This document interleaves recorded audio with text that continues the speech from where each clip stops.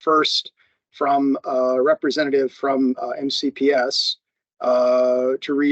efforts on relocating the bus depot on Crabs Branch Way. This is a long-standing issue, as many are aware. And if you are not, I encourage you to read up on this subject. It is a key part of the completion of the county's own Shady Grove sector plan. Following our guests from MCPS, we're going to hear from David Dice in the General Services Division in the Executive's Office on the work of him and his team to relocate the bus depot. And it is very important to recognize we have two key offices in this virtual room at the same time. David Dice and representing his great team, as well as the great folks at MCPS. So thank you all for participating. We're going to proceed at that point with an update from Nkosi on the proposed Casey property annexation at 355 and Shady Grove Road. We'll address any other topics and then talk about future meetings very briefly. So I am not sure who our guests are from MCPS. I'm not entirely sure. I do see Seth Adams. Seth, I presume that's you. So let me turn things over to you, if that's okay. Sure. Thank you. Thank you, Jeff. And thank you for your service and your commitment to this work. So it's been great working with you through this, and I look forward to continuing work with the rest of the committee, and obviously, hopefully you along the way too. So yeah, let me just give it a little update as to where we are from the MCPS perspective. And obviously this is going to dovetail very closely with what you'll hear from General Services. But as part of the MCPS Board of Education request within our capital improvements program, we are including a component where we're going to go out to existing schools to start to analyze what we can do in terms of parking at high schools and middle schools. This is something that's been encouraged from county executive. It's something that does happen in other jurisdictions. We're not quite set up to do a seamless transition. So that's why we need to do this evaluation of what work will take to start to transition to a distributed model of bus parking. Again, this is going to be one where we're not going to do this in a vacuum. It will be, community engagement. As you all know, our schools are in neighborhoods as well. So, just really working through what that looks like. What are the challenges? What are the obstacles? And really just, what would be the timeline to start with that? And the reason that's important is because I believe what you're also going to hear from, Mr. Dice and DGS is that, the work that they're doing, to relocate is not relocating everything. So for us, we have to start looking at other options to start to transition buses from that site to other parts of the county. So we're going to look at that at a variety of high schools. We already have sort of just general information on what that would look like, just today's standard. And it's not as many buses as that we would need. So we're taking a step back. We're looking at it just from what would we need to do? And let's say, I'll give you an example. If we expand some of the parent drop-off areas, we would have to just do different paving. We have different paving standards, for our bus loops, those sorts of things. So it's just a study to go through and really just to get us prepared for, when we start to transition off to have that flexibility to be able to go to school sites. We do think that with the electrification of the fleet, that is going to be something that's more achievable than it was previous when we were just talking about diesel buses. For those that may or not been involved, we had an initiative a handful of years ago to look at the 850 Hungerford site to relocate about 100 buses to that large parking lot. And because they were diesel, and because of some of the some of the challenges associated with just standing that up and that neighborhood, it was not necessarily supported by the county council at that time or the county executive at that time. So we feel that with the electrification, we have a much greater opportunity to be able to go to a distributed model and start to look at a variety of different school sites.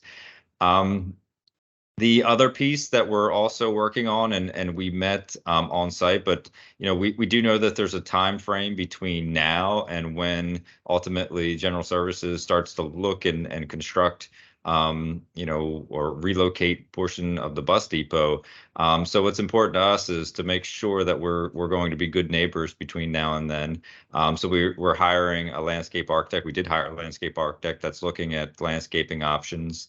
We're looking at it from a perspective of how can we sort of mesh what is across the street? There's some actually really innovative, buyer retention and other environmental features that our teams have been looking at that we'd like to replicate on our side, so that it does feel like that we're improving the visual aspect of that roadway. So that's something that we're going to share, probably in the next week or two. And that's again going to be a process where we'll share that information. We'll show it from the perspective of local native plantings and what can happen in terms of screening. What can that look like just from a sort of a beautification almost type of a approach. So we're looking at this two ways, right? How do we prepare for when DGS ultimately is ready to relocate? If we're able to do that sooner, absolutely, we'll look at that. But again, I think what you'll hear from DGS is this is going to be a two-prong approach here, and so it's going to be important for us to be well prepared to dovetail into their work.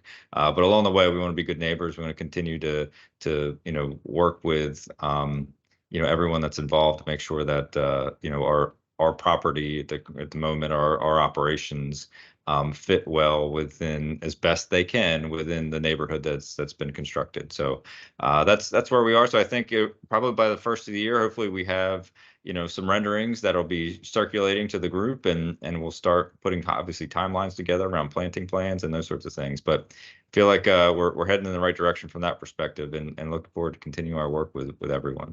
So that's our update. If there's, I guess there's any you'll be integrating closely with Shabana and her Absolutely. community. Yes. She did come out and walk with us. We talked about what sort of the ideas of the approaches would be. We just need to now show some of the rendering options of what the landscape architects have come up with. But again, they're looking at it from native plantings. They're looking at it from screening options. Obviously we're not going to do all evergreens. You want to do a variety of different planting approaches there. But if we can screen, if we can blend it in with what's been planted and developed across the street, then we absolutely want to do that. And in terms of native plantings, you're paying attention to the changes in the planting zones that just dropped. I mean, I'll confess that I'm a Montgomery County Master Gardener, so I'm rather cognizant of quote unquote native plantings, but also in terms of the changes that we've seen in the shifts in the planting zones. We've gone, I mean, since I've been in this area, we've gone from a zone 6B to a 7A. We're now in a 7B, and for the first time I'm seeing zone 8 in parts of Maryland. So you have to be cognizant of that when you're talking about native plantings. What used to be native in Maryland is probably now you're talking about what is native in Virginia, what is native in North Carolina, if you're talking about what you want to plant going forward, that you're going to get to live given what we're seeing with what our temperatures are doing. Absolutely. When we circulate that through again, we'll have the landscape architects that are focused on this, and they typically develop a variety of different species that are for consideration. So absolutely would love the feedback on what's the recommended approach, and when it gets to planting season this spring, we'll start it, and hopefully we can do maybe a community event to participate or even celebrate once completion. So we're looking forward to it, though. Thank you, Seth. Thank you, Carol. Shobana, please. Thank you. Sorry. Seem to be having some audio issues. Sorry. I hear you just Okay. fine. So I wanted to find out if you were going to be sending us something as to the plantings and the landscape design. Yes, so we're targeting no later than the end of next week. That's where the commitment from the team is. So I hope to have that over to you by next Friday. And then, you know, as I committed to you, like just for you to take a look, and then we can circulate or have the right representative circulate to this group. So, and set up an opportunity for us to talk about it, a venue to be able to talk it through and review it. And it's going to include things like your suggested plant lists and things like that? Correct, yes. Yeah, if you want me to take a look at it, Shabana, Yep. when you get it, you like pass it through, yeah. Yep. Sounds good. Thank you. Thank you, Shobana. Carolyn Coleman, Dr. Coleman, please go ahead. Then we'll go with Alfred. Okay, thank you very much. And I appreciated the explanation. But my question has to do with the routes the buses are taking. There is a traffic light at the corner of Redland Road and Redland Boulevard and 355 that says only buses can turn left. And I was under the impression that that did not mean county school buses. It creates a big backup on Redland Road during rush hour traffic. And it makes it hard for residents to get in and out. So while you're doing that, if you could also look at bus routes. Another question or suggestion that I have is that it be clarified with this no passing of bus, because along Redland Road, which is very narrow, buses will pull over on the apron, will not have their flashers on, and then as you start, or the stop sign displayed, and as you start by, you suddenly get a ticket where there's no bus stop, and there's no reason, because it's not even on the macadam where the bus is. So there's no reason for, and it's across a double yellow line, to have students either getting on or off the bus there. And people have been ticketed for that. And that $250 is not a welcomed expenditure, especially when you have lived here long enough to know where the bus stops are and where they're not. So what kind of guidance are bus drivers being given? So I may start, and I believe Michael Lewis, the Director of Transportation, is on. You know, I guess, do you have a couple questions there in terms about bus routes? Yes, so I actually go that way along Redland, and I have seen school buses turn there. So that's something that we can look at and understand and make sure that's appropriate for bus drivers. But in terms of the rules around passing and bus stops, I see Michael popped up. I'll transition it over to Michael, and he can talk us through that piece. Sure. Thank you, Seth, and good evening, everybody. Thank you so much for having us here as MCPS representatives. So I'm Michael Lewis. I'm the Acting Director of Transportation for Montgomery County Public Schools. Clearly, a lot of topics for us to discuss here real quickly. So first and foremost, the signal with the sign for no buses turning, or sorry, for buses only turning left onto Frederick Road southbound at Redland. So that is a State Highway Administration situation plus county roads. We are counted as buses, therefore our school buses are allowed as commercial vehicles to make that left turn. We can look into that a little bit more separately, but we do have the authorization from traffic and State Highway Administration to make that left. In terms of where our bus stops are, the training that our bus drivers have along that stretch of Redland Road. So our operators operate our buses, we deploy our warning lights, and then we have our stop arms deployed as soon as we're picking up or dropping off students. But the actual citations that are issued are actually only adjudicated by the Montgomery County Police Department. So they have access to the camera systems, to the telemetry of the buses, to make sure that whatever the citations may be are validated by either a sworn, oath citizen of the police department or a police officer, to make sure that those traffic citations are actually issued in compliance with the law. So if there are situations where one of our buses may inadvertently deploy a stop arm, it may be, discounted or whatever, but that's an issue that the person who receives the citation or whatever has to take up with Montgomery County Police. We go through extensive training for our operators to make sure that they're in compliance with the rules around the law, and to make sure that the stops are in places, obviously, where there are students, but where we're making sure that there are adequate places for the bus stops, so that there are sight lines, there's visibility, and there's adequate warning given to motorists on the road if and when we have a bus stop on stretches of road such as Redland. So hopefully that answers a little bit about that. And I'm happy to sort of sidebar a little bit about more of what your concerns are, Dr. Coleman, around both that turn from Redland Road to 355. And if there are specific instances where there are buses sort of hanging out in an apron or whatnot, it may be that they're early because they were able to drop off at their high school, their middle school, or wherever, but then there's nowhere else for them to be, right? And so before they start their next part of their trip, they have to sort of hang out there. But just so you hear it from me, we do not instruct or train our drivers to sit in a location where there is a bus stop and then deploy their warning lights to then activate the stop arm so as to confuse or misrepresent whatever it is that the bus is supposed to be doing at that moment.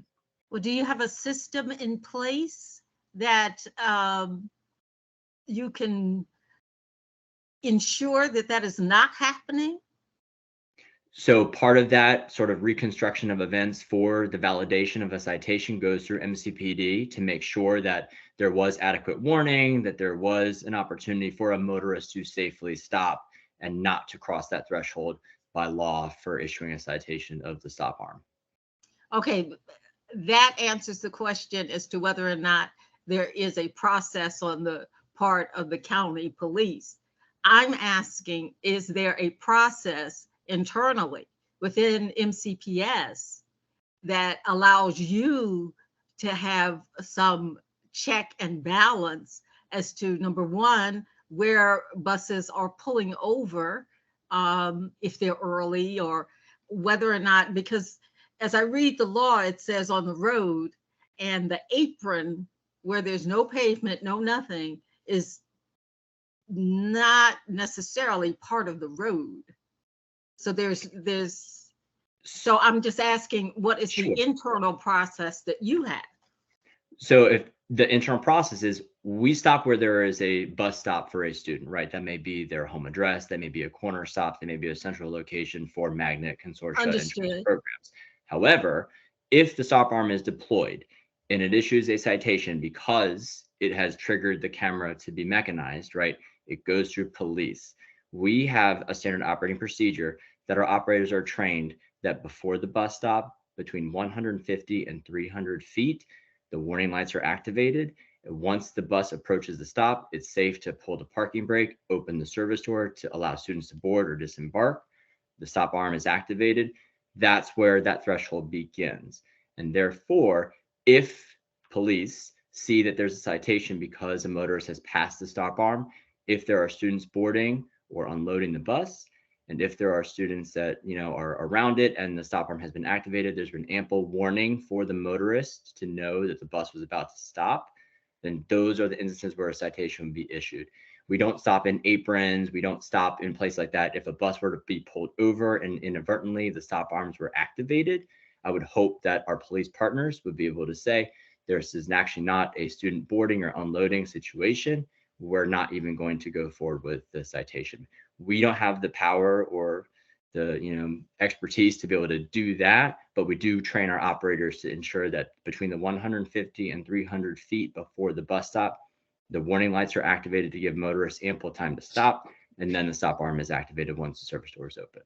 I understand exactly what you're saying, and I ask that you also understand that I've lived in this neighborhood since 1972 and have seen all of the changes and progress that have been made.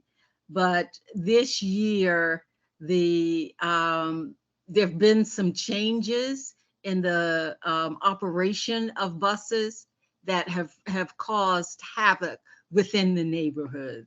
So as you go forward and look at relocation, please keep the comments in mind. They're Absolutely. not idle by any means. No, I appreciate that, Dr. Coleman. Thank you. Thank you, Carolyn, very much. And Mr. Lewis, it's a pleasure to see you and meet you. Likewise, thank you Jeff. very much for our email correspondence.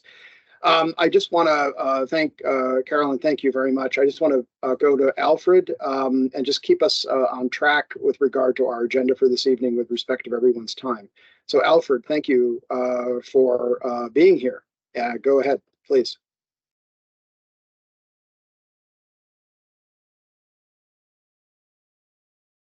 You're muted, Alfred.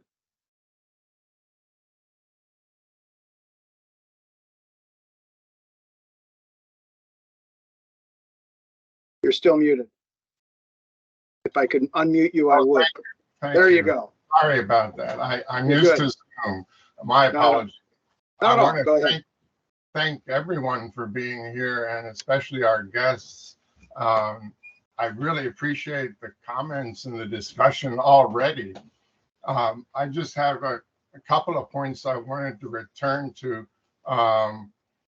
what Seth and what Michael had started on with MCPS and regarding the implementation of the plan. But I didn't want to at all ignore or diminish the comments that have been brought. And I would like to reserve a comment at the end of the meeting to express and question how hungry our community is for venues to express these types of concerns. There's a mid-county advisory, community services. There's an up-county, but I don't see them including Durwood, Redland, Shady Grove. And I think that's a great hunger that our communities have. And I can forward the mid-county services newsletter. And if there is an up-county one, I could forward that. I don't think we're included in that. Just as a comment. And now to segue back into Seth and Michael, I had a couple questions. Just one is, there was a study we were told was happening with school students tasked to research and see the feasibility of electric buses at high schools and middle schools and elementary schools. We were told this was being sponsored or led by the board of, what is it, superintendent or Board of Education.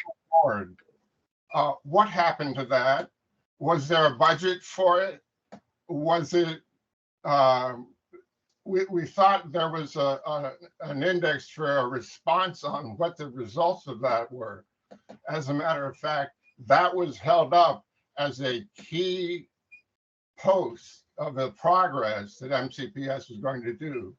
My second question is, please, the handoff to DGS and waiting for them to progress on their study. I can only think you're referring to the $250,000 line item in the budget that is the study by the county government for what a recommendation is, and that's due in June or July. Is there a budget at MCPS to concurrently work on what they're going to do to put that recommendation into effect? And if there's not a budget, are you working with them in any capacity so that their recommendation isn't in a vacuum with what you can put into effect when they make that recommendation? So there's some specific questions. And the bottom line is, are you all going to talk to each other intimately about how to move this forward once they come out in June or July with a recommendation. And getting back to grassroots and boots on the ground, Michael, thank you for the landscaping hope and improvements. The flag was replaced, and that really was a great symbol, but it's not just a symbol. This is a relationship with you and the community that I think will need tending to, just like the plants. Is there a budget for these plants, landscaping, or is it not funded yet? And are there alternative sources if you need funds? I offer the idea of grants for landscaping or grants from, and I believe government entities can receive funds from these grants in case you don't have funding for it. And I'll cede this back to Jeff and to the guests. Thank you. And I'll just answer real quick. And unfortunately, I do have to leave to go pick up my boys from practice. But to answer your question, we have funding that we're working through within our environmental programs. We actually are creating great connections with private companies, with grants, with federal grants. I mean, all those things we're going to roll into this. The student-led review, that was actually one of our Board of Education members helped navigate that or gather students. That was sort of more through the county. We can certainly circulate what they came up with, but the reality is that we are working together. Again, our plans are basically running in parallel, but every day we're talking to each other in terms of what we need to accomplish on our end, what they need to accomplish on theirs, and we're coming together with a very comprehensive plan moving forward. But thank you again, and I apologize I have to leave early, but I do have to go get them. And I look forward to continuing to work with everyone. So thank you all. Thank you, Seth, very much. Thank you. Alfred, thank you very much for your thoughts and certainly your advocacy. Just before we do go to Carol, I just want to point out for the record, we did do a walkthrough of the Crabs Branch area in September 2022, and thrilled to see the progress with MCPS now. We did have a lot of back and forth after that walkthrough, going on several months, and glad to see some progress finally after that length of time. Carol, go ahead.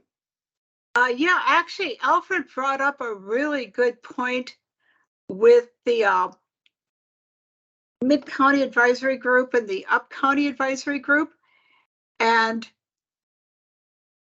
there's actually a real issue with this, and maybe Aaron, this is something we can discuss like offline.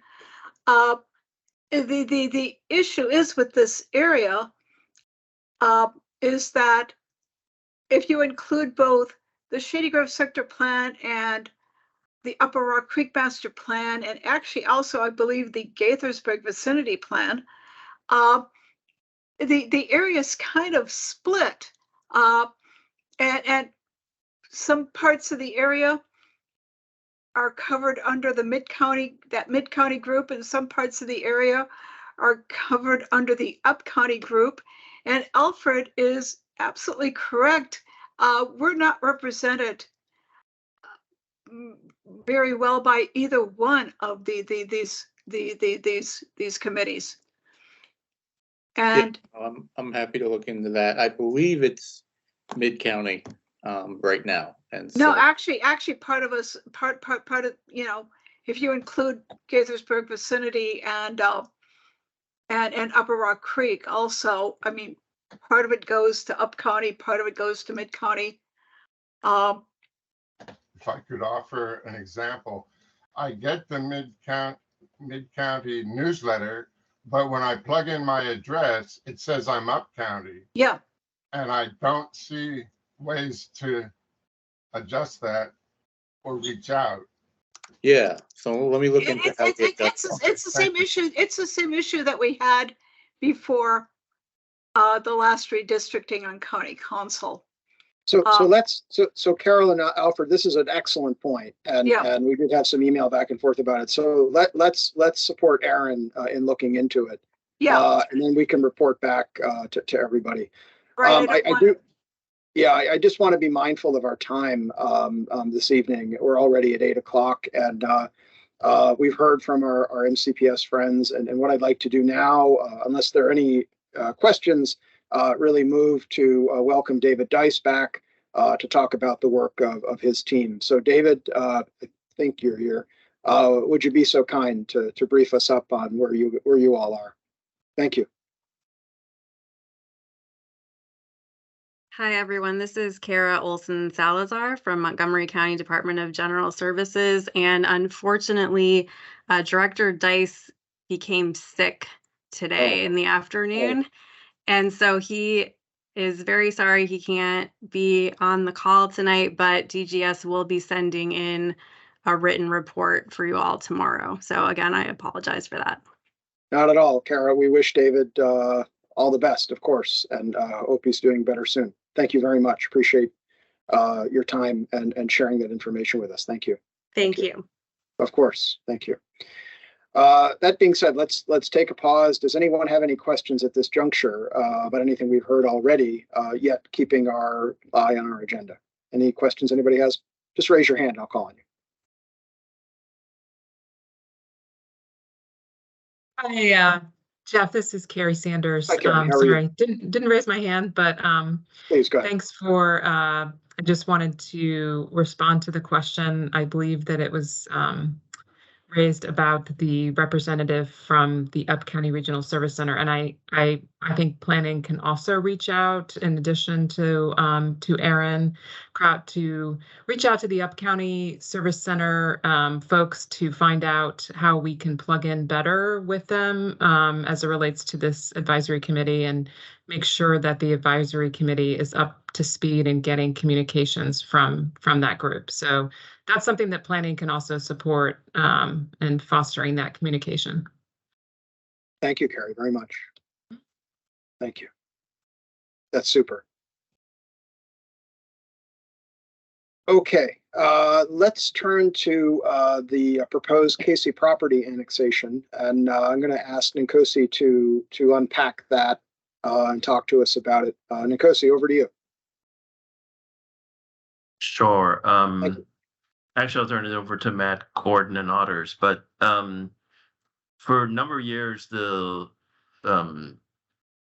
we had a representative from the Up County Regional Services Center, Ms. Matthews, before she retired, as a participant in these meetings. So we've been a track history regarding of engagement from the Up County Regional Service Center. So Matt Gordon and his team are here to talk about the annexation that was submitted, at least formally, yesterday to the planning department. Is one of the Casey properties at the intersection of Shady Grove Road and 355 near I-370. It's not the one that's adjacent to the CarMax. So it's been vacant for a number of years. Zoning was modified as part of the 21 sector plan update.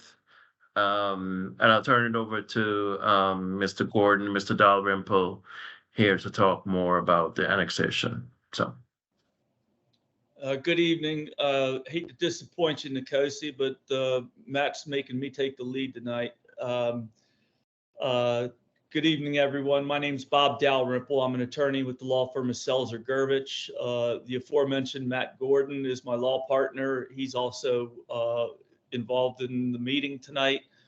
Not brave enough to show his face, I see, but also with our team is Gary Unterberg and Courtney Kaysen with Rogers Consultant. Our client is the Casey organization. Specifically, the properties involved here are owned by the Casey Foundation. And I'll get more into that in a minute. There are really two properties that are involved in this annexation effort. One is the Rosedale Apartments, which are existing rental units in the city of Gaithersburg, 192 units, which have been, I think they were constructed in the early 1960s or so. And I'll talk about that again a little bit more in a minute. The other property, and the one that is the subject of the annexation, is immediately adjacent to the Rosedale Apartments, and that is a vacant, little bit over 5 acres or 5.5 acres or so of vacant land, right there at the interchange of 355 and I-370 Sam I. That property is located in Montgomery County. So while Casey owns both properties, one is in the city and developed, the other is in the county and undeveloped. The Casey organization has owned the Rosedale Apartments for many, many years, and these apartment units serve a great public service in that they are market affordable dwelling units. The rents have been rarely increased on the site, and the reason for that is that Mrs. Casey, Betty Brown Casey, who is the matriarch of the Casey network, she believed in community service. I'm sure many of you are familiar with the Casey name. It's all over projects and benevolent and philanthropic things throughout the region. She chose not to raise rents here. It was her private choice to do so because she wanted to provide housing for people of all means of income, and that has been the case for many, many years. The 192 units of Rosedale are very dated, and when Mrs. Casey passed away about 2 years ago, she left several of her properties to be put into the Casey Foundation, which their sole mission is to provide affordable housing, and to do so in a permanent way, not in just a let's do it and then sell it type of way. The Rosedale Apartments are in need of either significant renovation or replacement, and after studying it, once the directive of the estate was made that this entire property was to be put towards affordable housing, the decision was made that these couldn't be rehabilitated in a way that would be economically realistic, and that they instead needed to be replaced. In making that decision, it caused us all to look immediately to the vacant land that was adjacent to it, that had never been developed, that was in the county, and to think, why not? Let's just make it one project here. Let's re-entitle the entire property, and rather than have 192 affordable units, let's create 470 or so units that are of affordable nature, and that serve the public interest. Once we made that decision, the next decision was, do we try to put it all, do we develop part of it in the county, part of it in the city? Do we do it all in the county? Do we do it all in the city? And the best outcome of that process was that we should be in the city. It's in the master plan of both the city and the county for the vacant parcel to be annexed. It's in the maximum expansion limits of the city of Gaithersburg. It has the vacant land has gone through various zones over the years, going from the range of industrial to office. It's now, I think, in the Shady Grove plan, the county plan, for CR zoning, the commercial residential that's become the zone of choice for a lot of vacant parcels. But the decision here is that we want to do rental housing, and we want it to be affordable. So we decided that we did want to annex it into the city. We met with city officials and said, do you want us? And they said, yes, we do. So with that, we started putting together the annexation petition to bring the 5.1 whatever, and Gary Unterberg will correct all of the mistakes I'm making, which might be the rest of the night. I'm starting my list, Bob. Yeah. Can you, Bob, I'm going to interrupt you for a second. Pardon me. Can you just talk to us about, is the adjacent land in this green area right here? Is that what you're talking about? Just for everybody's information. Yes, sir. I'm sorry. I should have made that clear. Yes, sir. That's And if I could, I'm going to share my screen. We've got a more detailed exhibit that'll show that. So go for it. Thank you. Yeah, Gary's always here to bail me out when I'm falling all over myself. But we have filed the annexation petition. What you're looking at, and Gary will describe it, is the proposed redevelopment on the right. On the left screen, the yellow parcels are the Rosedale apartments, the existing apartments that will be re-entitled and redeveloped. What's in purple is the annex land that we will need to get into the city and then zoned appropriately and through their entitlement processes. A very major consideration here is that in redeveloping this property and redeveloping the existing Rosedale apartments, the Casey Foundation does not want to displace any tenant at all. So this, by annexing the property and entitling it all together, what it will allow us to do is to redevelop, to develop the land in purple, the annexed land, with brand new affordable housing units, to then move the tenants of, and Gary can show you the parcels as we have them, but the existing, or there we go, phase 2 and phase 3. So we could then move the tenants that are living at phase 2 over to phase 1, redevelop phase 2, and then move the phase 3 tenants to both the phase 1 and the phase 2 new units and redevelop phase 3. And that way, all of the existing tenants can continue to live here, albeit in much improved conditions with brand new modern units that will still be affordable in nature. And I want to talk about that for just a brief second. And then, the most important part of these meetings is always answering questions and having Gary clean up my messes. But the Casey Foundation is totally committed to this as an affordable housing project. The existing units, as I mentioned before, the Rosedale apartments, are not regulated units. They're what we call market rate affordable by choice of Mrs. Casey and now the Casey Foundation. To avail itself of benefits from the Internal Revenue Service and the tax code, we will make these new units regulated units. And the IRS requirements are that a minimum of 75% of the total units need to be regulated affordable. And so we will be doing that. The other 25%, while also will be affordable, will be market affordable.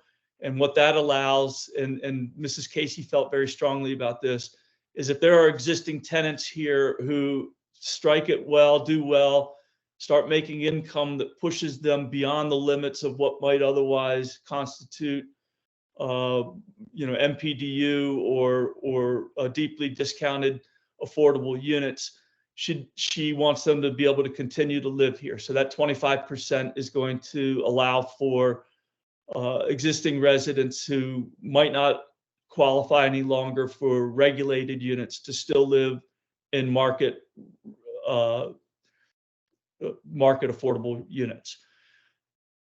We did go out and to meet with the residents of Rosedale because we figured that this might cause, once they heard that things were happening, that they would be concerned, that they would be losing their dwellings. They came to the meeting very skeptical. They left the meeting, this first time in my career anyway, that a developer, in this instance, the Casey Foundation, got a standing ovation. They were thrilled. They're saying, "Are you telling us that we're going to continue to be able to live here in brand new units?" And the answer is yes. So it's a wonderful story, one that I know this development team is proud to be a part of. And So we plan to move forward with the annexation. We will execute an annexation agreement as part of that. It was introduced into the city of Gaithersburg on Monday night, so we're off and running. Nicosi will shepherd it through park and planning to make the necessary findings that the county needs to make relative to an annexation, which essentially is the zoning in the city going to be similar to the zoning that's master planned in the county? And I think, I don't want to speak for Nicosi, but I think the answer to that will be yes. So I'm looking forward to this. And with that, Gary, clean up my messes and then let's open it up for questions. Yeah, just so a couple things to highlight. Again, Gary Unterberg with Rogers Consulting. There's Bob mentioned there's 192 units on the 2 parcels outlined in yellow or orange, and they are in the city. There's 2 roads. This is O'Neill that comes off of 355. That's a city road. And then Nancy Place is also a city road. So those are public roads in the city of Gaithersburg. And then the piece, the 5.2 acres that's to be annexed, is in the purple. That is a forested site, and we've had a natural resource inventory approved by the city of Gaithersburg. That forest is primarily Bradford pears, and that's an invasive species. So with the redevelopment, we will be adhering to all the forest conservation laws, but also we will be removing most of that forest, and primarily most of those Bradford pears are invasive species. If I scoot over here, this is the proposed redevelopment, subject to, once the annexation goes through, this will be subject to city approval through their process with zoning and preliminary plan and eventually site plans.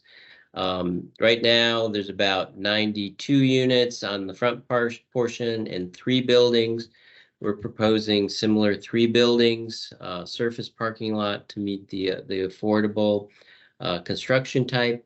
And right now we've got about 168 units in this location.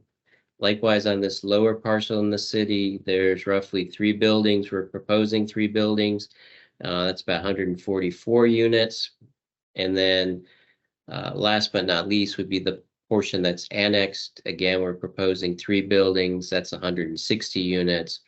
Again, with surface parking to keep in the 3 to 4 story wood construction methodology to hit an affordable sweet spot. We looked at a lot higher densities, concrete construction, parking garages, but that would be more expensive, and that would not fit the mission of the foundation to provide the affordable housing. This is right now 472 unit. The exact number will be trued up with the city as we go forward. And yeah, we've got a couple of years to go through their approval process and then construction. And like Bob said, the first phase will be the park to be annexed, and that's going to be more than enough units, 160, to relocate the folks on the lower portion to move them over. And then obviously then we redevelop the phase 2, and then folks would be moved over. So it is a good story as far as, and it accommodates everyone to transition from old units to new units. And we will be adding about 280 new units to get from 190 to 472 to provide a number of new units to folks in the area. Thanks, Gary. I'm going to jump in and ask a couple of questions. So let's buckle up. So this is great. This is very admirable. I'm not, and then this is a question not for you, but rather for planning, whether for Nicosi or Carrie. So feel free, either of you, to jump in. So this is great. This is wonderful for new residents, for affordable housing. No question about that. This is being done to the Shady Grove sector plan. That's my interpretation of it. Okay.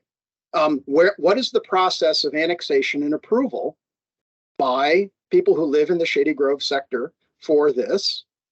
And I would like to know how this change to the sector plan articulates with all the other development going on in the sector which is either going on in a disjointed way or not going on in the case of the MCPS bus depot.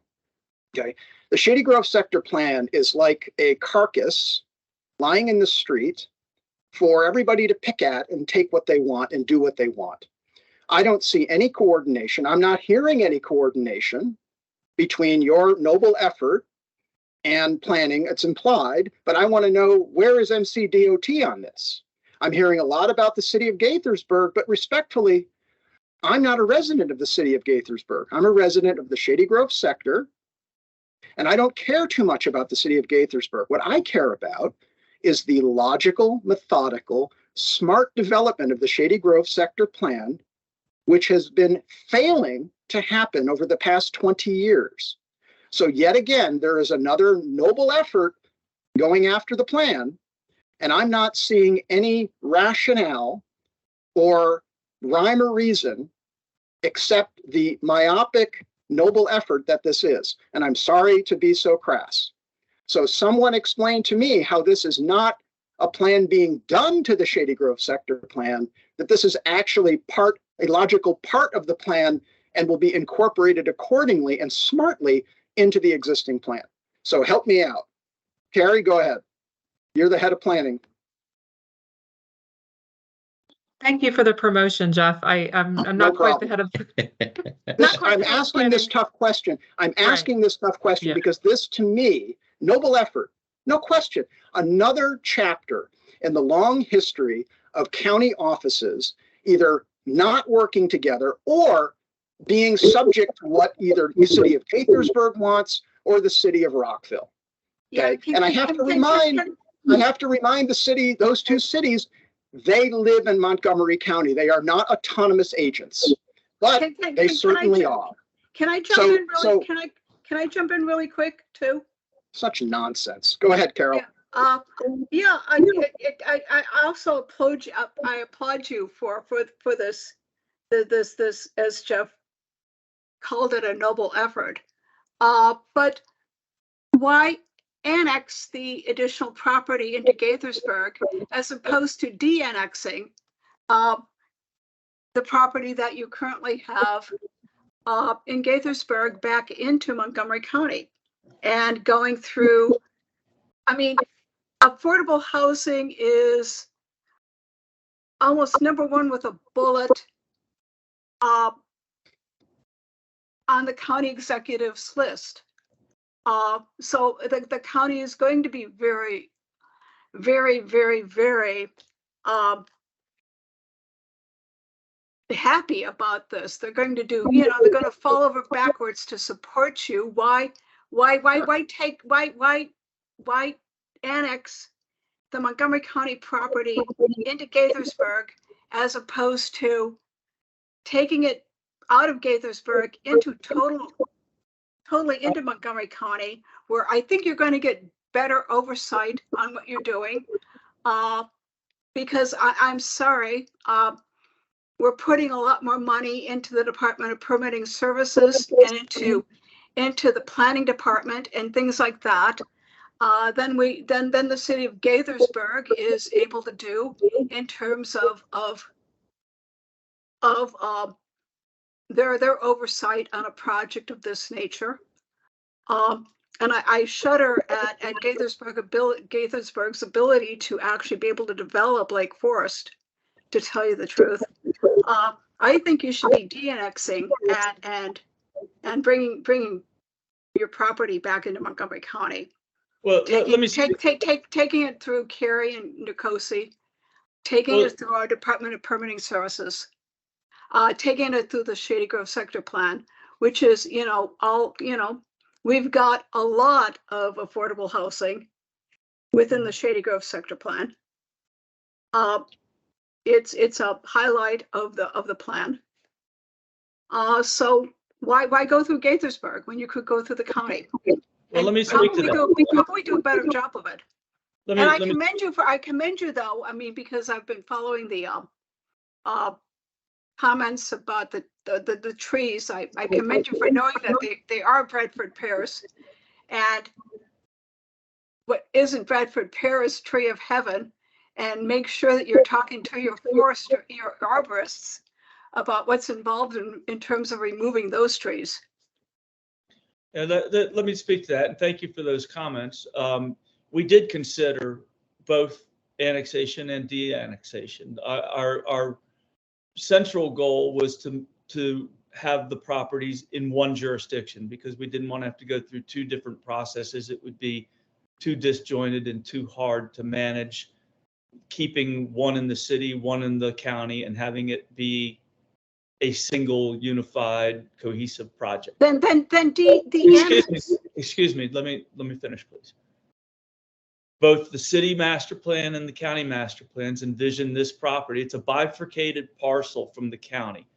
370 Sam creates this island of land, which is the vacant parcel that's adjacent to the city. It's in the maximum expansion limits of the city and has been for some time. And I believe the Shady Grove plan, Carrie Nicosi can correct me if I'm wrong, but I believe the Shady Grove plan also acknowledged that it would probably be more appropriately developed if it is developed in the city. So the 370 Sam is a pretty major dividing line. This wasn't a decision that was made with us saying we'd rather deal with the city than we would with the county. It was a matter of where do the plans suggest to us, how do the plans suggest to us that this should be done? And I think that we can make, and Matt Gordon is on the line. He's my partner at Selzer, has been working on this as well. I think that this is consistent with the Shady Grove sector plan, and we take sector plans very seriously. I've been doing this for over 35 years. I know I've been living here, Bob. I've been living here for over 20 years, and I've seen nothing but a mess with regard to the Shady Grove sector plan. I've been living. Okay. I've been living here for 64 years. Okay, and I'm a member of the community too. Right. So 3 times as long as me, and I'm telling you, the plan is a mess. I don't see it articulating, and I'd like someone to speak to the issue of transportation, please. Okay. How about our planning colleagues? Can you speak up and explain how this plan, noble effort, and I support it, I really do, but how does this fit with this existing plan? I don't understand it. How are roads, how are traffic going to be addressed? Okay. I don't understand. We keep plopping stuff all over the place without any rhyme or reason. Maybe I'm naive and I don't understand how planning works, but this seems to me like a it doesn't, it's like plopping something down. It doesn't make any sense. I support it. I have to agree. You take this out of county oversight, and I don't know how Gaithersburg is going to do an appropriate traffic analysis on this. Couple thoughts for the group's consideration. So annexations which have occurred within the sector plan area prior to the 2006 plan, once it goes from Montgomery County into an adjacent municipality, it follows the rules of that adjacent municipality. So the main bridge development that's at 355 and King Farm Boulevard was in the county, was not recommended for residential as part of the 06 plan, was annexed into the city of Rockville for residential. Residential has been built, and that followed the rules pertaining to regarding infrastructure, transportation, etc., per the city of Rockville. Likewise, the CarMax property on Shady Grove Road was annexed from the county into the city of Gaithersburg, and that should have been a bus depot. Should have been a bus depot. CarMax should have been a bus depot. Perfect place for a bus depot. Jeff, could you allow me to, at least for the rest of the people that are part of this group, to at least complete my thoughts? So that was annexed into the city of Gaithersburg, and that followed those rules. Likewise, this property, which is part of the 21 plan update, was recommended for commercial residential town zoning that will permit residential development as the KC Trust is looking to do as part of this annexation. So likewise, in those prior cases I mentioned, once the property leaves Montgomery County planning jurisdiction and goes to the municipality, it will follow the rules of Gaithersburg. We've been in terms of planning staff coordinating with the city of Gaithersburg staff regarding this annexation. Our role is to take this to the planning board. It came in yesterday. It likely will go late January, February, or sometime on the board's 24 agenda. And then we have a limited role regarding what the state annexation laws permit us to review. So everything else regarding how this would impact roadways, etc., will follow the city's rules. However, as part of the master plan that was done in 21 and even the work that was done in 06, we did a variety of measuring and forecasting work that was part of that effort regarding where potential expansions of roadways, et cetera, could occur. So a lot of we have comprehensive work that we do on the front end, and then additional work that's done on the back end when the project comes in. In this case, much of that work will be done within the city limit, within the city of Gaithersburg. So that was a lot from me. So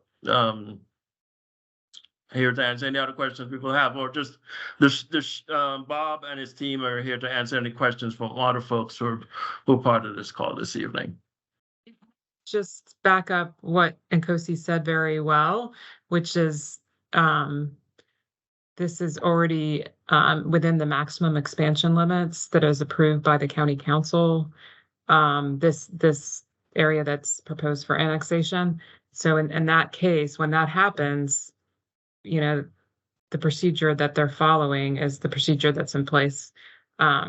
If you look at the way that the expansion limits, or even the plan area, that is, our plan area for Shady Grove only encompasses a small portion of this entire development site. So it is a bit of a challenge for the applicant, because they have most of their project is within Gaithersburg and only a small piece of their project is within Shady Grove in Montgomery County. So they're trying to balance that as well. But I can let Bob speak to that. I know, Bob, you have looked at this and tried to structure a project that you think would be beneficial for the county as a whole. And I encourage you, Bob, to continue to keep this group very apprised of sort of your steps in the process, given that this is really very close to the Shady Grove area. And I think this group would like to be continued to be updated on the project. I'd be happy to be put on your agenda every single time you meet if you want. And we'll willingly and gladly come and answer your questions. We are at the infancy stages of this project. We haven't even hired our full project team yet in terms of entitlements. We did make the decision that we needed to annex the property, because that's what both master plans, the county and the city, said. If this property is going to develop, it should develop in the city. So we did follow those plans. We have a long way to go for this. I mean, the property's not zoned properly yet. It'll be zoned consistent with the county zoning and recommended zoning, but it's a different process. But it will be a unified process, which I think does help, because if we were answering to two complete different teams of agencies, I love complex projects, but my goodness, to try to do one project answering to two complete separate groups of agencies would be crazy. Excuse me, Bob. No, you haven't answered why you're not talking about de-annexing. We're not de-annexing. I'll just take that right off the table right now. We're not de-annexing. It's even questionable whether the law even allows that. We're going to follow the both master plans, the city and the county master plan, and annex it into the city. And we've initiated that process. That doesn't mean we're shutting the county out. The county will have every ability to comment on this. They won't be the final decision makers. The city will be, as both master plans said should happen.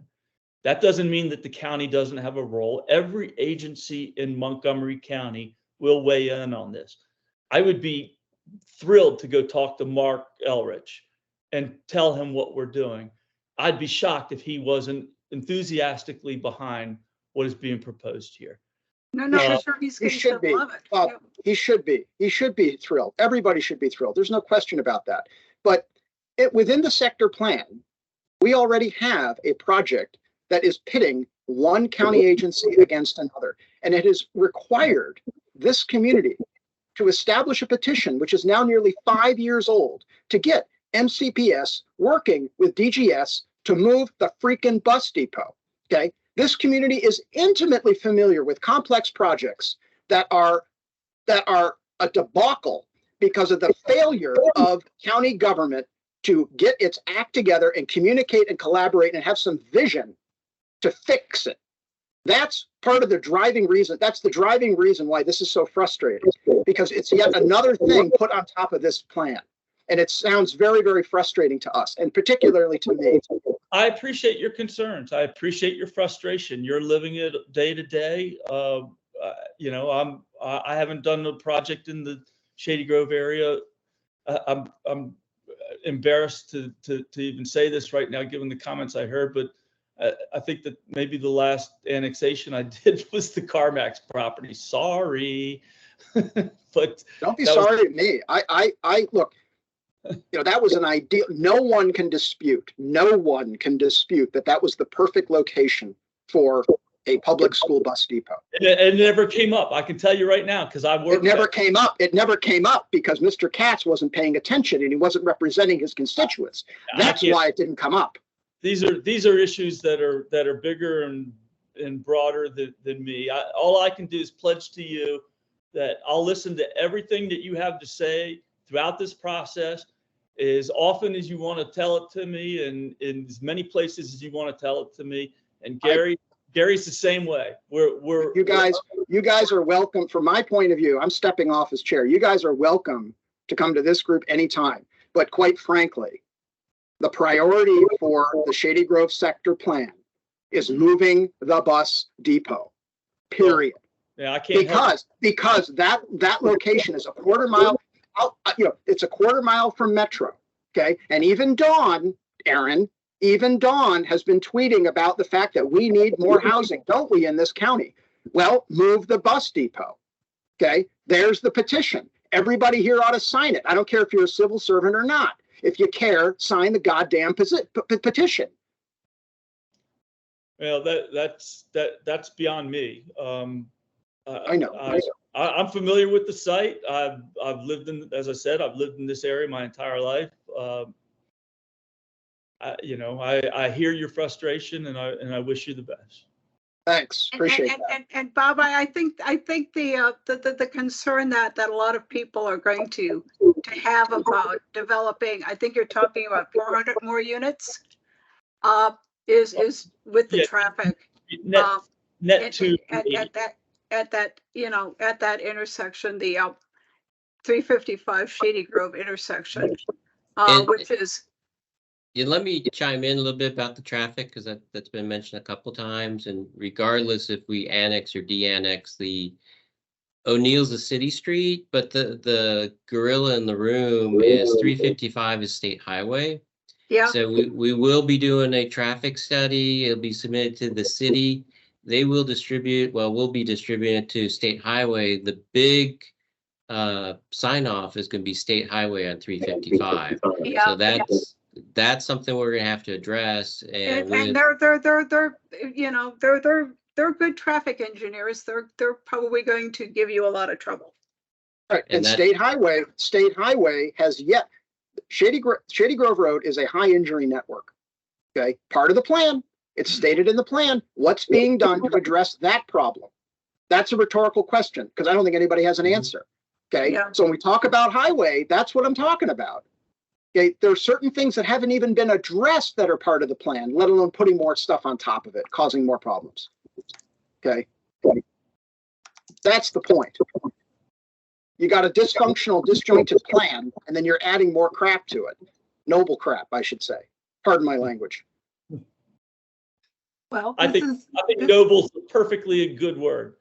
It is. There's no question about that. But it is a crazy quilt of a plan in a crazy quilt of a county. All right. Well, what it does is it puts on the people trying to keep track of the 50,000 things that are going on and spinning so fast that we as people that don't get paid to do any of this can't even keep up with it. Precisely.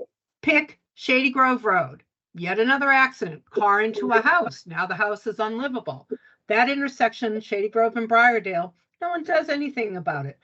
I went to a meeting a couple weeks ago.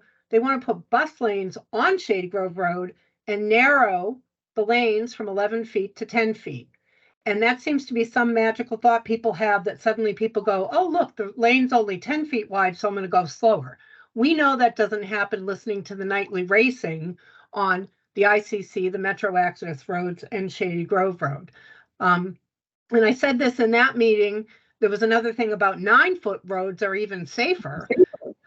Wheaton, when you try to turn from Georgia Ave onto Arcola, the rescue squads are having their mirrors ripped off because when they built the community center, they made the road narrower and passing traffic hits the mirrors of the rescue squads. So that's what 10-foot lanes are, but no one seems to be thinking about that. So there's so many things going wrong in this area. We were hit with the ICC, they widened Shady Grove Road. It's just on and on and on. Aaron's got his hand up. Go ahead, Aaron. So DOT's starting their Shady Grove Road Safety Project. That might have been the meeting that was just referred to a few weeks ago. I think, look, obviously, it's up to you guys what you want to do and take positions on, but I think it would be important for this group to weigh in on that, about the importance of doing this section of Shady Grove near Crabs Branch, Briardale, Mid-County Highway, all of those areas. So, just to say, it is a high entry network. It's been too long. We've talked in the past about changing state law to enable speed cameras here. And I know some of the state delegates are taking another shot at that next session, but DOT does have the starts of a project. So just want everyone to be aware of that. And I'll put a link to their project webpage in the chat. Thank you. All right, we're at 8:45, and I want to give, let's go for another 15 minutes, and then we'll call it. Carolyn, go ahead.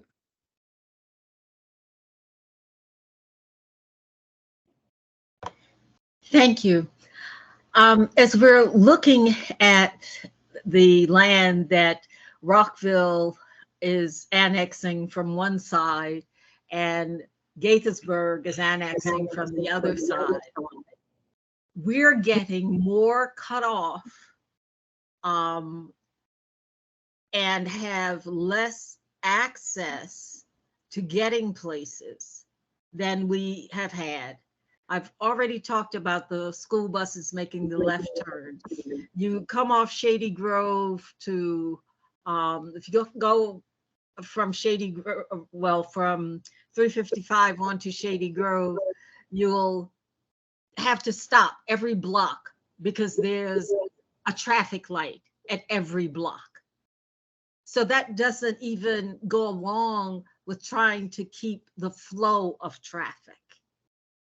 So as you're looking at this, please look at the traffic studies and how communities are being cut off.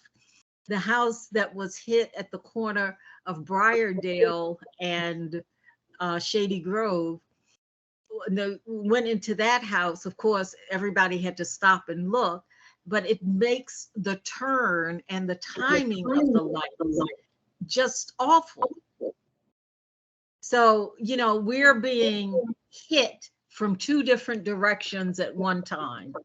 And as an established community, it feels as if we are being totally not only overtaken, but ignored as taxpayers. And our tax rates are not changing. Well, Carolyn, I appreciate, Not going down. I will second what you said, and I sent an email on which many people were received the other day, and I left something off that email, and it seems to me that if certain parts of the taxpayer-funded Shady Grove sector plan are now optional, like the library portion, it seems to me taxes then become optional. Okay, if the county is not truly invested in its own plan, why are we continuing to pay taxes to support such plans? I mean, that's insanity talking. But, I've come to the conclusion that this county is irreparably broken in its governance and its oversight and its coordination of public projects. I mean, again, as noble as this plan is, and it's important, absolutely. Housing is a right. Affordable housing should be a right for everybody, no question. But the way this whole thing, the way the plan is written, the way it's unfolding is just insanity. And I think, Carol, to your point about this being done to the community, you're spot on, and it is another chapter in being wedged between Rockville and Gaithersburg and being subjected to. It's ridiculous, just ridiculous. And to the person who made a point about so many things spinning, and those of us who are not paid to do this work, trying to keep track of all the moving parts, all the proposals by all the committees and all the offices, it's a job in and of itself. And the frustration that I have had for years is trying to understand what's going on, and in most cases, 9 times out of 10, being told it's another office that's responsible for it, and then needing to run interference between Office A and Office B to try to get clarity and answers, let alone to get these offices to talk to each other. Okay, I have hundreds, if not thousands, of emails that attest to the disjointedness and the dysfunction. Okay, anyone who wants me to share them, just let me know. And I think the petition stands on its own as a collective effort to try to get our county to do better for this Shady Grove sector plan.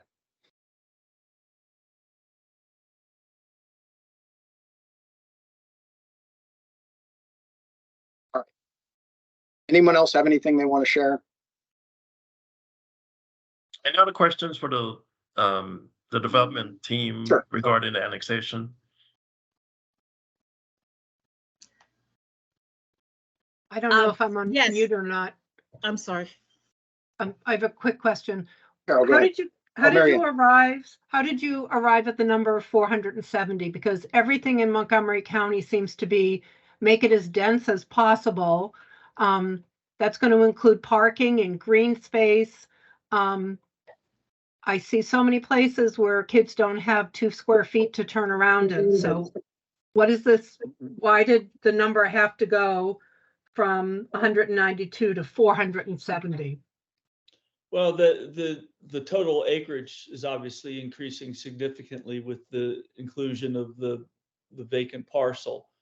It was then a factor of two different factors. One is the zoning of the property, and the zoning in the city needs to be consistent with the zoning in the county in terms of density. It's not a high density zone in the county, and it's not a high density zone in the city. The other factor is, the ability to deliver this project in a manner that's economically sustainable. The foundation is a nonprofit, so they're not in it for money.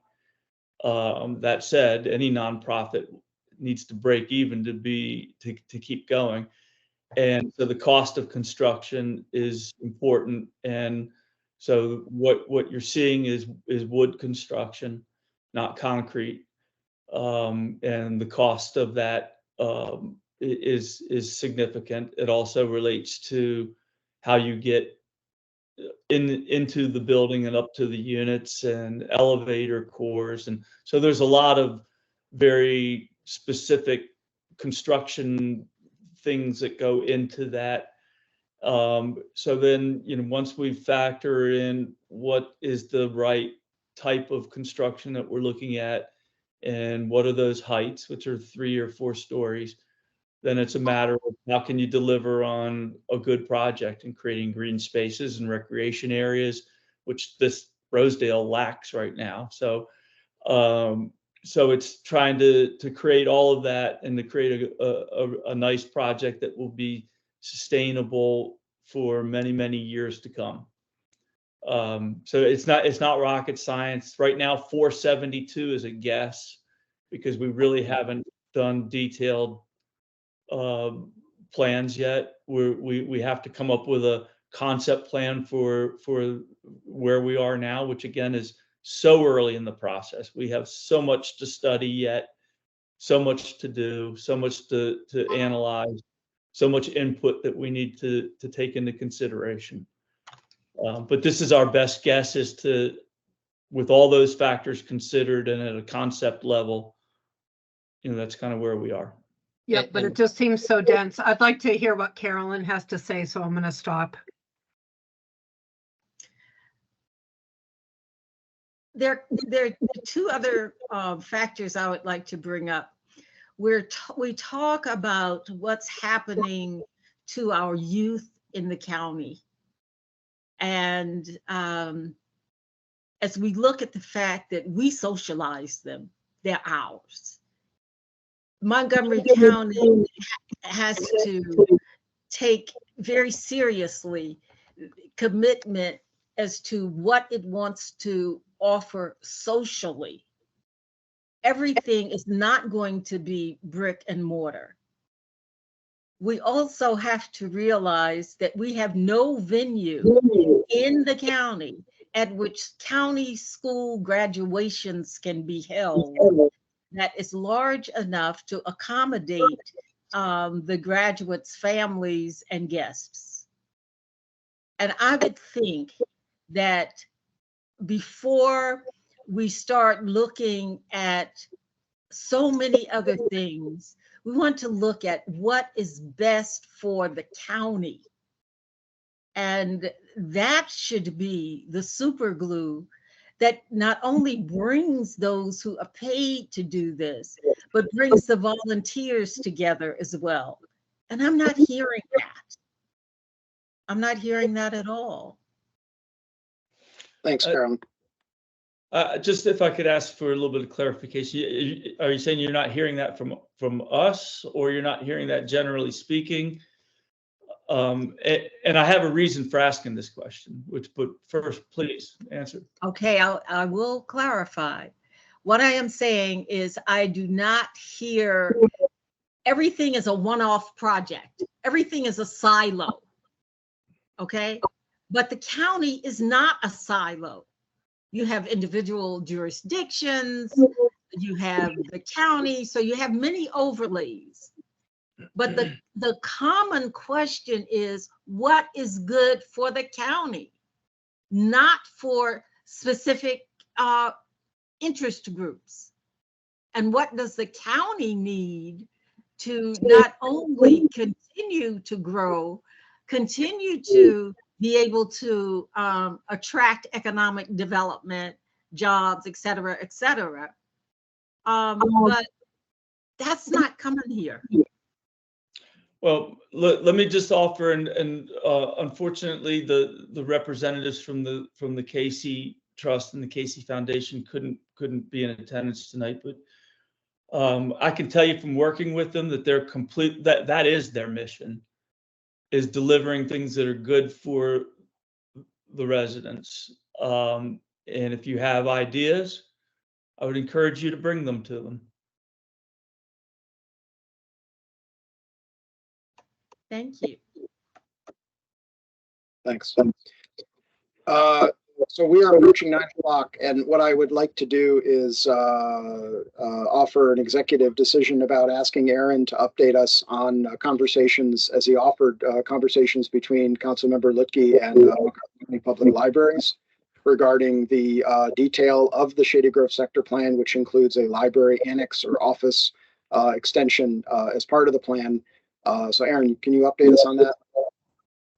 Yeah, so Dawn met with Libraries Director Anita Vassallo about a month ago after we learned on the last meeting here from David Dice that Libraries was telling him they have no interest in pursuing a library there now that EYA and I think HOC seems close to starting that project. And she confirmed all of that. She does not see it. She does not agree. We presented her with the very clear language in the master plan. She does not agree. So we have been working to try to figure out what was the thinking in 2021 when the minor master plan amendment was done. That makes the language pretty clear that an urban library should be in that building. But we also think in the meantime, we need to strategize as a group how to relay the true needs, the true things that the community wants, because it's clear it's not going to be a full service library. We just don't have the support of libraries to do it.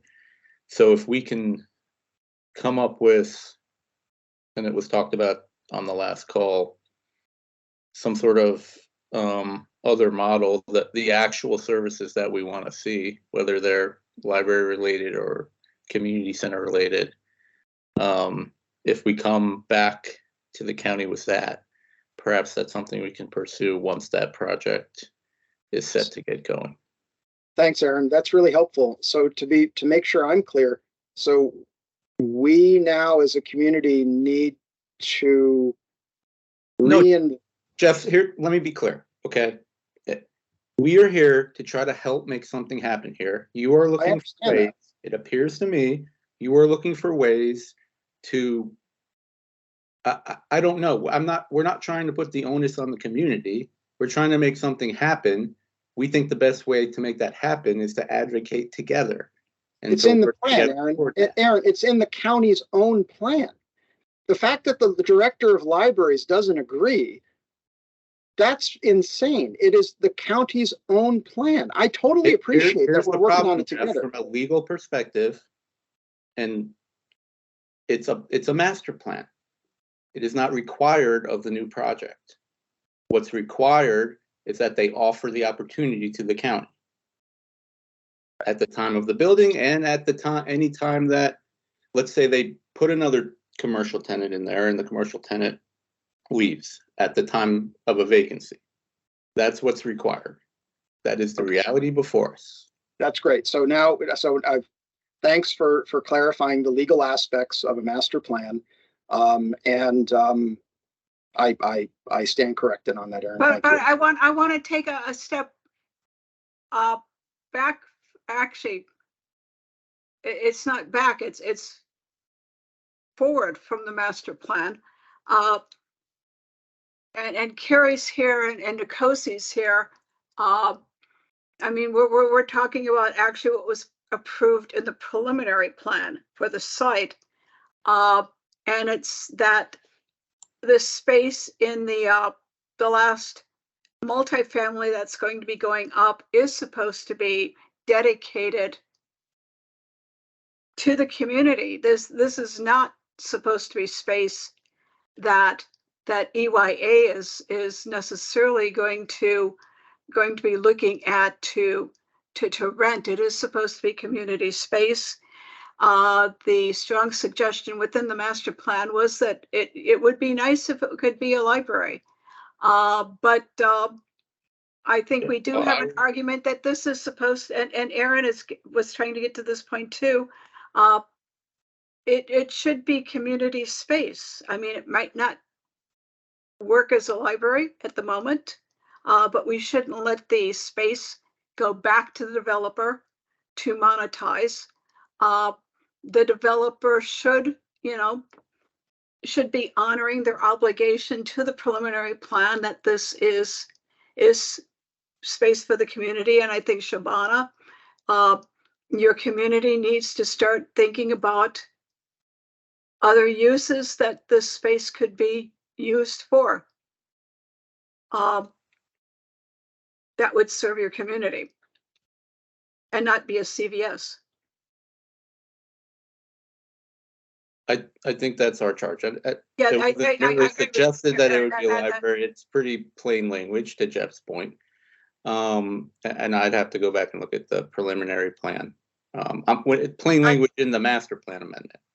Yeah, and I can jump in here, Aaron, Carrie Sanders. I can see from the comments in the chat and just the general tenor of the meeting that people are pretty frustrated. So I recognize that, and I am empathetic, but I also feel that the meetings need to be civil and we need to support each other as we all try to work toward a solution. So I just want to add that I have Nkosi staffing these meetings, and he works very hard to provide information. And I just ask that we all be civil and kind to each other in these meetings.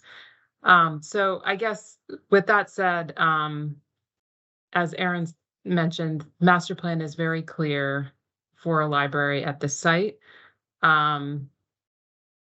We understand that the county is changing direction.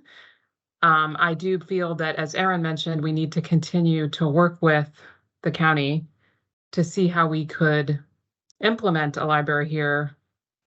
I understand from the applicant that they are still open to this. This is not something that they are changing. So the applicant that's actually bringing forward the project, UIA, has reserved the space for the library.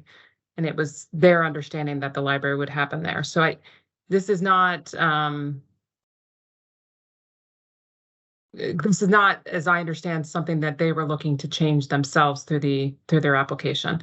So I think if they could come and present to this group, that would be helpful, they being the applicant, about their project and about what they could potentially look at until perhaps the library comes into play. Maybe the library could come into play later, and they could reserve this space for that, and they could have an interim use there in the interim until the library can come. That might be something that we would want to talk through with them. So I would suggest that they would come to an upcoming meeting to discuss that. And I believe, Nkosi, you had expressed this and asked the applicant to do that. Is that right? We've had some conversations, but I just want to note that the current approval, the current preliminary plan approval, and the current, going way years back now, agreement between DGS and EYA has essentially a retail a space of X square feet that gives the county an option to use that space for, I believe, a library or some other language was inserted into that agreement. Right. So the key really is to make sure that, and I think Carol or someone said it on this call, to make sure that that space is retained for some public community use. If it, libraries going way back to the 06 plan was always skeptical of a library at this location. However, the council that approved the 06 plan said, no, this community deserves one, even though the one in Rockville was still relatively new at that time. And then obviously the 21 plan underscored, talked about the lease agreement between EYA and the West Side Development, et cetera. So the notion of a library has more than a 2-decade notion in this location. And it's something that clearly, based on comments from this evening and prior meetings, is clearly a desire for the community. So I'm not I know it's something that people have talked about for a number of years, this desire for people. So I think, Aaron, you're lobbying with Councilmember Lutke.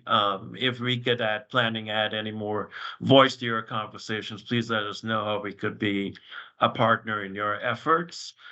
Because there's a history here, and I think it's important that the community gets an amenity that was called for in the 06 plan, reiterated again in the 21 plan. And we need to start thinking outside the box in terms of what other community uses we can use this space for, and get EYA on board with this, so that the space remains a community space as promised. And Aaron had a good point in the comment that you made about budgets, and I think we need to start getting our heads around that too. Is that we're talking about structural deficits at both the county and the state level, and they're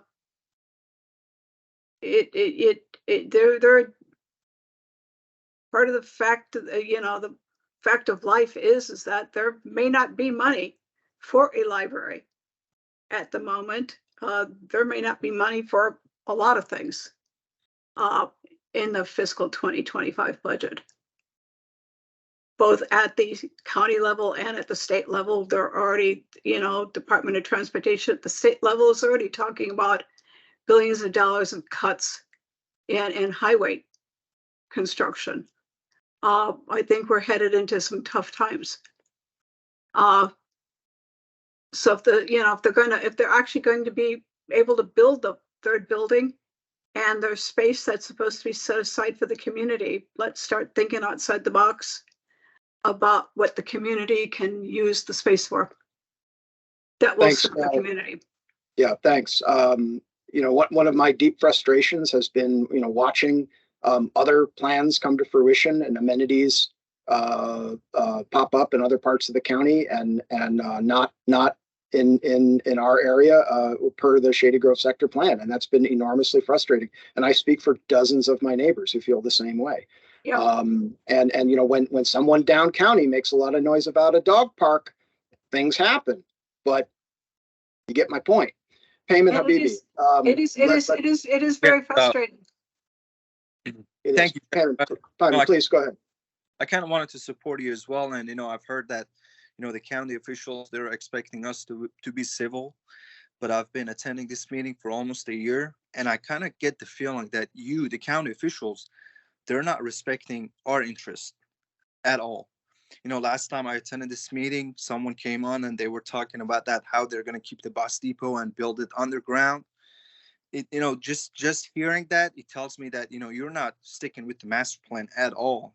I'm hearing the library is going to go away. And, what's next? Are you going to tell us next year that the elementary school that is supposed to go, across the street where I live, that's not going to happen either? I understand the frustration that, the community members have here, and I hope that you can relate with it as well. And then also I wanted to ask you, a question about that part, the appraisal land that you have on Crabs Branch and the Shady Grove, the empty undeveloped land.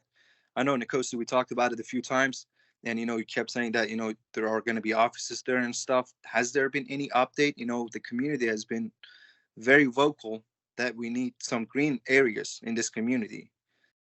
And, if you just could give us some more detail on that too, I would appreciate it. Thank you. Yeah, sure. I have nothing to share on that parcel. You're talking about the area that's at the corner, the intersection of Shady Grove Road and Crafts Ranch Way. As I mentioned in the past, that's still owned by the county. And until they come back in with an update on what they're thinking of doing with that, either with EYA or someone else that they're looking to figure out what could happen on that location. So for others on the call, this is an area where years back was supposed to be the library and changed an office. And then EYA and others tried several times to get some sort of commercial presence there. Never really worked. But yeah, so we haven't had any updates for me to share with this group regarding that particular part of the plan area. Yeah, but I feel like you're giving EYA too much option to decide, because EYA, it's not going to look for our interest. They're definitely going to look for their own interest. Yeah, so we can only respond to when something is actually submitted onto the department. So we don't control the land. We could just sort of influence and advocate for what's best for, in our view, the community. So until something happens, we really don't have anything really to react to and to share with you. I could just give you a status update regarding specifically where things stand. And if Yeah. I have any backdoor conversations, I could say, well, I know something is coming. In this case, I have nothing to share. Well, But Nicosi, you don't control the land, but Aaron, this is county land. And the county should be controlling this land. And I'm sorry, but I don't know what agreement there is with EYA about still developing this land, but I think the county should be moving towards nullifying that agreement because you've already allowed EYA to put more development within the townhouse community than they originally planned for. When you got rid of that fourth multifamily, which would have come with its own swimming pools and things like that. And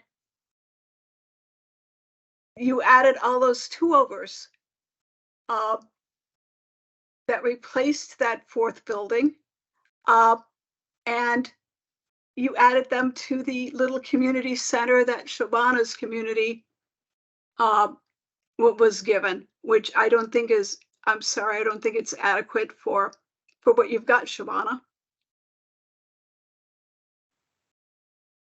I'm happy to look into it. I understand where it is and what the community desire is. I think the community's desire, and correct me if I'm wrong, is not to see any development on the remainder of that plot of land until such time that the east side is settled. Particularly not to add any more housing onto that remaining piece of land. Okay, so this is on the west side. This is on the west right side. At Crabs Branch and Yeah, Shady. it's at Crabs Branch and Shady Grove. Yeah, it's a contentious little piece of it. One time, I think Aldi was looking at it. It started. I think. Correct me if I'm wrong, Nicosi. It was supposed to be off an office building first, and then I thought Aldi was looking at it, and then I thought a daycare center was actually looking at it. It's like 2 or 3 acres still remaining or something. Yeah, correct, Kara. Yeah.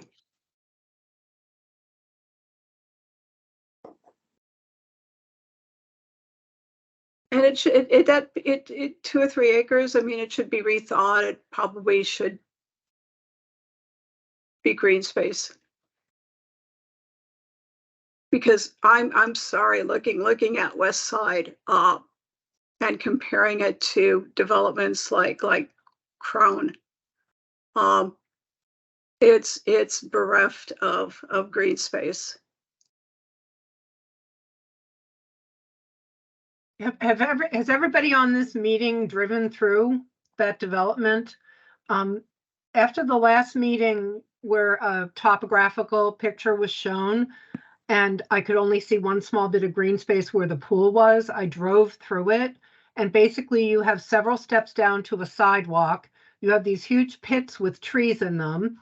And having had a blind dog, that would be such a turnoff to me, but it's a safety issue. And I had to drive a long while to even find green space. I don't know what's behind the buildings, but it seems like that's parking. So have you all, Aaron, have you driven through that area? And Carrie? We have no green space here. No, I was shocked. I was completely shocked. I kept driving thinking it's got to be here somewhere. Yeah, and yeah. Sorry to interrupt. I didn't. Were you finished, Marianne? I didn't want to interrupt you. Oh, yep. Okay. Yeah, I just wanted to reiterate that I completely understand the concerns, and by no means, I very much appreciate all the time that all of you have put into this and giving us your feedback, and I understand your frustration. I really do. I think Nkosi and I are also frustrated. But we don't own the land, and the planning department can't, while we've come up with a plan, and that is very helpful and positive, and we have laws that regulate the land, we can't actually develop the land ourselves. And so I understand the frustration is, how quickly will this happen? Why can't it happen completely aligned with the plan? And all those frustrations are valid. But I think what we want to try to help do is work with you all to move things forward as best as we can.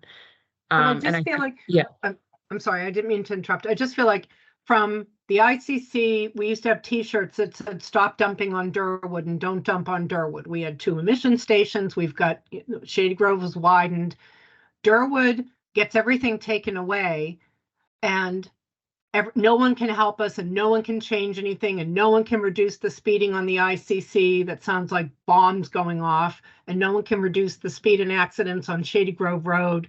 The bridge on Redland Road is going to be replaced, but of course they can't add sidewalks while they're doing the replacement. So I just feel like Durwood gets screwed and screwed and screwed. And I know people all around, Olney and Rockville and Dorranstown and Poolsville, and everybody else seems to just have a little bit more support from the county. And the frustrating thing is if you look at our demographics, we're above we're well above county average in terms of the cost of our homes, which means that we're paying higher property taxes than a lot of the rest of the county. We're well above average in terms of our median household incomes, which means that we're paying more income tax to the county and to the state than other parts of the county. But it's that there's a real feeling that our tax dollars are not coming back to our area in any fair proportion to what we're paying out to the county.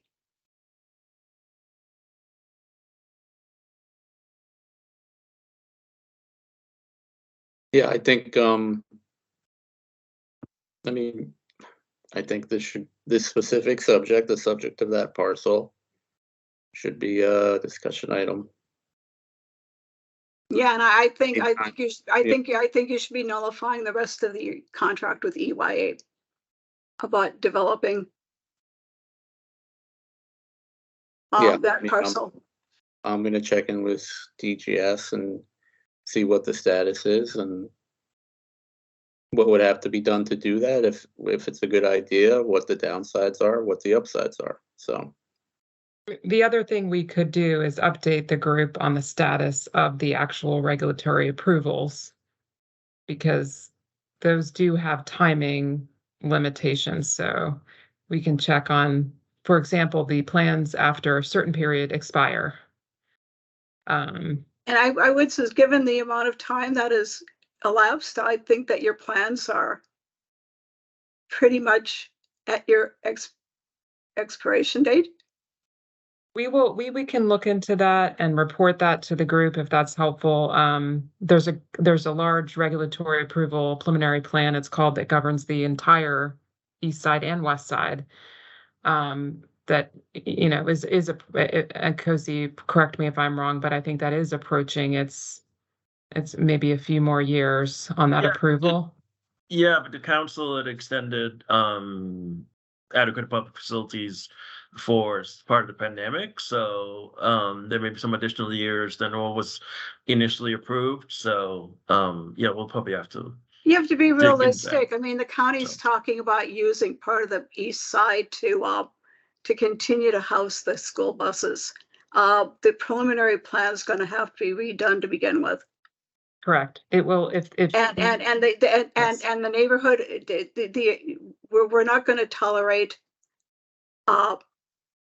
maintaining part of the school buses if it means losing the green space that was supposed to go on the east side, because west side has no green space because it was supposed to go on the east side. I think actually that's a really good point, which is that the next time DGS comes to this group, which it sounds like will be soon because I know that they were not able to do a report out tonight. It may be helpful to discuss the timing of their proposal, specifically what is their timing, and what will be the what will be the process that they're going to go through to engage the group and the community, this group and the community at large on this East Side proposal. Because I know that from my understanding, talking with them most recently this week, that they would like to have a community engagement process around what it is going to be proposed on the East Side. So I think it would be helpful for this group to weigh in on that very early and provide feedback And on it. often. Early Yeah, on. but even before they even start that, and just what does that look like and how does this group get involved? Because I think this group is very, very familiar with the challenges of the East Side and the West Side and what was promised. And there's a lot of concerns. And I think they are aware of those concerns, but I think outlining how the community engagement process will work over the coming year, because it sounds like they're working on this relatively soon, how that will work so that this group is plugged in. I think that would be a helpful topic. But I'll obviously defer to the chair. Of this group, I just think that would be a helpful topic to cover with DGS to find out how this group will be involved in the East Side development of proposals and concepts for this group to review and so on. I'll defer at this point to Carol and Shobana and how they want to proceed next year. It's been a privilege, representing the community in this capacity. I think very respectfully, Carrie, thank you very much, and Nkosi. To your point, Carrie, about civility, I have been nothing but civil over the years that I've been engaged on these issues, and I believe everybody in the county has been civil as well. The issue is needing to be an expert in much of this in order to figure out what's going on, and running interference among and between offices in order to keep track of what's going on, to keep ahead of what's going on, to keep informed about what's going on. And it's a Herculean task. And it's a Herculean task because of the diversity of offices and the hands in the kitchen on all this stuff. So, it's been a privilege, but it's also been immensely frustrating and at times quite demoralizing. And I don't say that to be uncivil. I say that because it's a fact. And I know many, many people who've simply literally checked out of being engaged on many of these issues because they get so frustrated with just trying to communicate with certain county offices on basic things, let alone the development of the community as a whole. And I'm still turned to by many people saying, what's going on with this? What's going on with that? I don't know anymore. And I do the best I can to respond and point them in the right direction. But it is just frustrating to make sense of basic issues in development going on in this county, to the point that I think Carol made about so many parties being involved, both multiple public offices and private entities as well. So, I'll just put that out there. And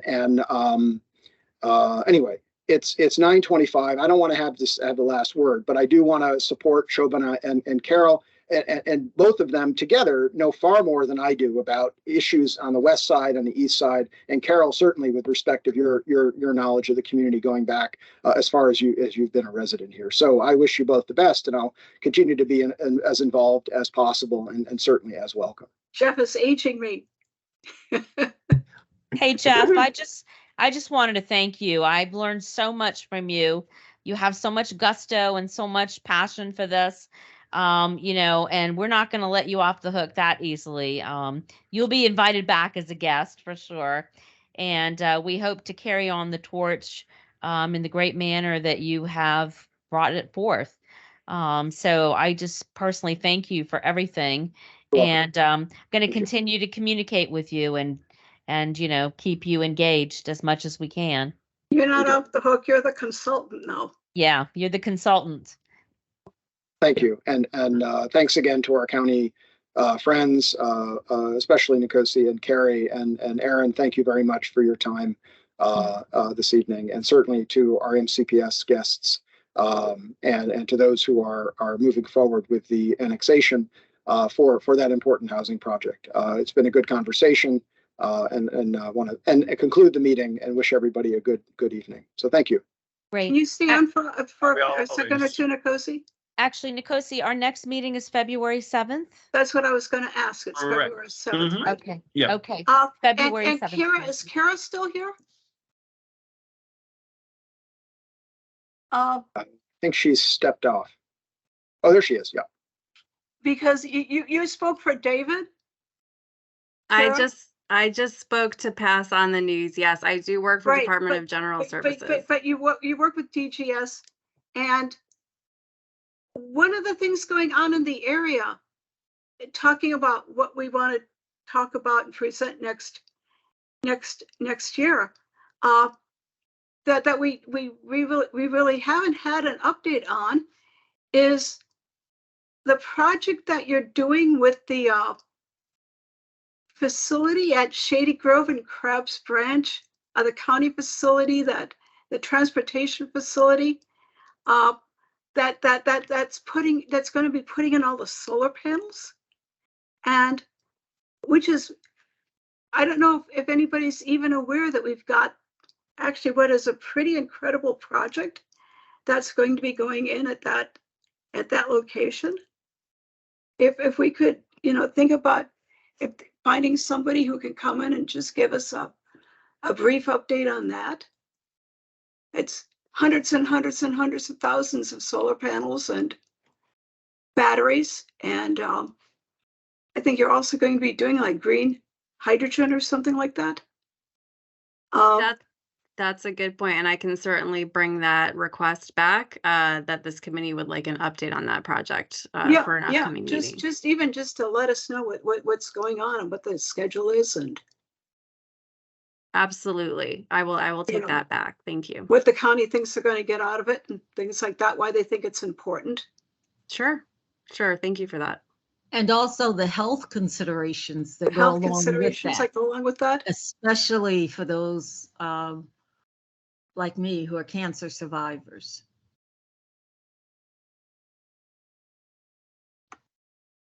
Will do. Thank you. That's a pretty significant project, actually. Yes. Thank you for that. Hey, Carol, it's about 9:30. I think maybe we should close it up now, right? Yeah, we should close it up now. Yeah. Okay. Awesome. Thank you all so much. And Here. I think we have a great team here. And, things might be a little bit different. I mean, my communication style and Carol, we're a little bit different, maybe a little more laid back, but, we still are going to push and work hard along with Alfred and other team members to get the message out, that the master plan is the master plan and we got to get that thing going. So anyway, thank you all very much. Happy holidays. Thank you. Thank you. All right. Bye. Bye-bye. Bye. Bye, Carol. Good night, everyone. Good night. Happy New Year.